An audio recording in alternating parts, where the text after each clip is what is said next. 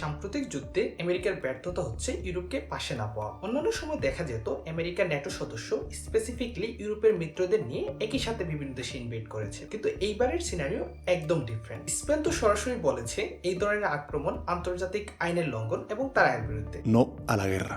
Trump রেগে গিয়ে স্পেনের সাথে সম্পর্ক কাটার হুমকি দিয়েছেন, পাশাপাশি ট্যারিফ বৃদ্ধির হুমকিও রয়েছে। So we're going to cut off all trade with Spain. We don't want anything to do with Spain.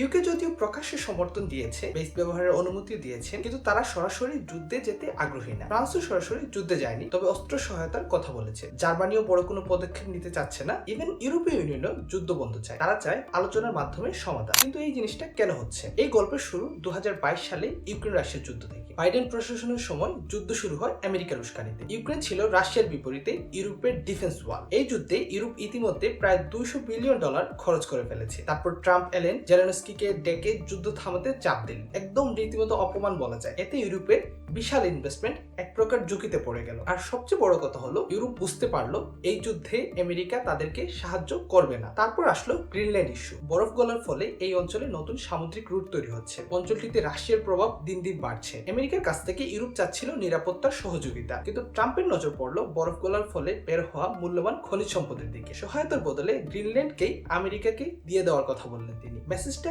একদম পরিষ্কার, ইউরোপকে নিজের যুদ্ধ নিজেকেই লড়তে হবে। এখন ইউরোপের বাস্তব সমস্যা কয়েকটা। প্রথমত, নিউ ওয়ার্ল্ড অর্ডারে দ্বিতীয় বিশ্বযুদ্ধের পরে ইউরোপ নিজেকে শক্তভাবে গড়তে পারেনি। অনেক দেশের নিরাপত্তা কাঠামো একদম দুর্বল, ইভেন তাদের অস্ত্র সক্ষমতাও নেই। আবার ইউক্রেনে অস্ত্র সাপ্লাই দেওয়ার জন্য নিজেদের মেরুদণ্ডই ভেঙে গেছে। গ্রিনল্যান্ডকে পাহারা দিতে এক এক দেশ একজন দুইজন সদস্য পাঠিয়ে ট্রলের শিকার হয়েছিল। আবার ডেনমার্ক আমেরিকার হাত থেকে গ্রিনল্যান্ডকে রক্ষা করতে আমেরিকার কাছ থেকে অস্ত্র কিনতে হচ্ছে। তৃতীয় সমস্যা, অটোমেশন, এআই, প্রযুক্তি বিপ্লবে ইউরোপের নিজস্ব কোনো অবদান নেই বললেই চলে। এর মধ্যে এই যুদ্ধের ফলে হরমুজ প্রণালী ইরান বন্ধ করে ফেলেছে। ইউরোপের জ্বালানির একটা বিশাল অংশ গালফ কান্ট্রি থেকে এই হরমুজ প্রণালী দিয়ে আসতো, যার ফলে ইউরোপের জ্বালানির দাম বেড়েছে প্রায় দ্বিগুণ। যদি যুদ্ধ লম্বা হয় তাহলে ইনফ্লেশন, বাণিজ্যিক সংকট, অর্থনৈতিক চাপ সব একসাথে আসবে। এর উপর ট্রাম্প যেহেতু ইউরোপের উপর সন্তুষ্ট না, আমেরিকার ট্যারিফ তো আছেই। তাই ইউরোপের সামনে বাস্তবতা এখন একটাই, যুদ্ধ বন্ধ করতে হবে, এবং সেটাই তারা চাচ্ছে। যার ফলে এই যুদ্ধে আমেরিকার সাথে ইউরোপের একটা দূরত্ব তৈরি হয়েছে।